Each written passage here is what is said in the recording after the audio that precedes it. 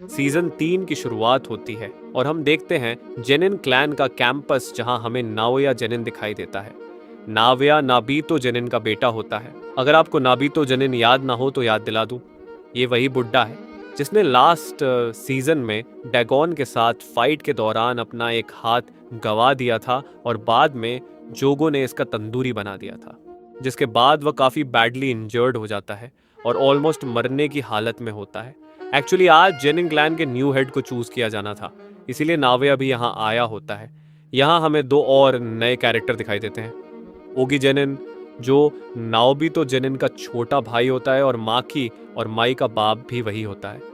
वहां हमें जिंची जेनिन भी दिखाई देता है, जिसका जेनिन क्लैन से एग्जैक्ट रिलेशन किसी को नहीं पता, लेकिन इंटरनेट के थ्योरीज के अकॉर्डिंग शायद वह तोजी का बड़ा भाई या उसका ट्विन ब्रदर हो सकता है। तभी वहां नावया भी आ जाता है। ओगी बोलता है, तुम लेट हो, तुम्हारे फादर की कंडीशन ठीक नहीं है, तुम क्या कर रहे थे? नावोया कहता है, क्या फर्क पड़ता है, आखिर जेनिन क्लैन का नेक्स्ट लीडर तुम मुझे ही बनना है। वैसे भी मेरे दोनों बड़े भाई काफी ज्यादा वीक और यूजलेस हैं। इसके बाद नाया ओगी और जिंची दोनों की बेइज्जती करने लगता है।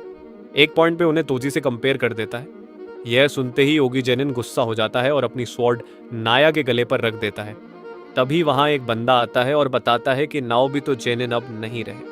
फिर वह उन्हें नाबितो की आखिरी इच्छा पढ़ के सुनाता है, यानी जेनिन क्लैन का अगला वारिस कौन होगा। नावया जेनिन को ही चूज किया जाता है। वो जेनिन क्लैन का 27वां हेड बनने वाला होता है।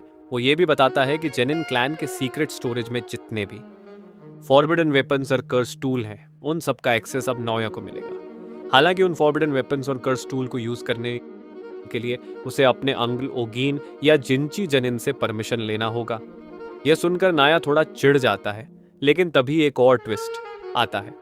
वो बंदा बताता है कि नाओबितो जेनिन ने यह भी लिखा है कि अगर किसी रीजन की वजह से गोजू मर जाता है या फिर अपनी पावर यूज करने की एबिलिटी खो देता है, तो उस केस में जेनिन क्लैन का लीडर नावोया नहीं बल्कि मैगमी फुसीगुरो बनेगा।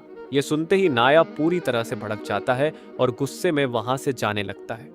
आखिर मेरे बाप ने कौन सा माल फूंक के ये सब डिसाइड किया? भला जेनिन क्लैन को मुझसे बेटर कौन लीड कर सकता है?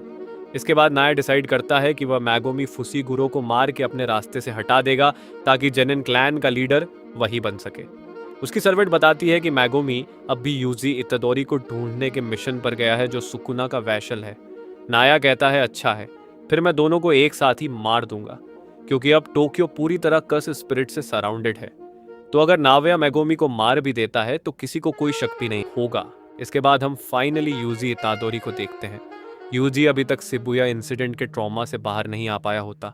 फिर यूजी चोसो से पूछता है, मैंने तुम्हारे भाइयों को भी मारा है, तो क्या तुम मुझे हेट नहीं करते? चोसो कहता है, बिल्कुल नहीं, वह एक इंसिडेंट था और ऊपर से अब हम दोनों सिबलिंग्स भी हैं। इसके बाद दोनों निकल जाते हैं टोक्यो में जितने भी कोर्सेस होते हैं उनको मारने। कुछ देर बाद हम देखते हैं कि यूजी के पीछे काफी सारे कर्स स्पिरिट लगे हुए होते हैं। यूजी उन सबको अपने पीछे भागते हुए एक टनल के अंदर ले जाता है, जहां चोसो पहले से ही होता है। चोसो अपने ब्लड पियर्सिंग अटैक का यूज करके उन सबको एक साथ मार देता है। इधर एक जॉइंट कोर्स स्पिरिट चोसो पे अटैक करने वाला होता है, लेकिन यूजी टाइम पर पहुंच के उसे काफी आसानी से मार देता है। देख करके चोसू काफी इंप्रेस्ड हो जाता है, क्योंकि यूजी अभी तक फुल्ली रिकवर भी नहीं हुआ होता, फिर भी इतनी अच्छी फाइट कर रहा था। तभी वहां नावया जेनिन की एंट्री होती है। नाया कहता है, लगता है मैगोमी से पहले मैंने तुम्हें ढूंढ लिया, अब तक भाग जाना चाहिए था। यूजी पूछता है, भला हम क्यों और किससे भागे? नाओया बताता है, तुम्हें हायर अप्स ने डेथ सेंटेंस सुना दिया है, क्योंकि अब गोजो सील हो चुका है, तो तुम्हें बचाने वाला अब कोई भी नहीं है। वो आगे कहता है, वैसे तुम्हें मैगमी को मारने आया था, लेकिन तुम पहले मिल गए तो पहले तुम्हें मारने में भी कोई हर्ज नहीं। इतना बोल के नावया तुरंत यूजी के पीछे आ जाता है और इससे पहले यूजी रिएक्ट कर पाता, नावया एक एल्बो स्ट्राइक मार के उसे गिरा देता है। यह देखकर के जोसो तुरंत यूजी को बचाने आता है, लेकिन नावया उसे भी बुरी तरह पीट देता है, लिटरली मुक्कू की बरसात कर देता है और चोसो को तो रिएक्ट करने का टाइम भी नहीं देता।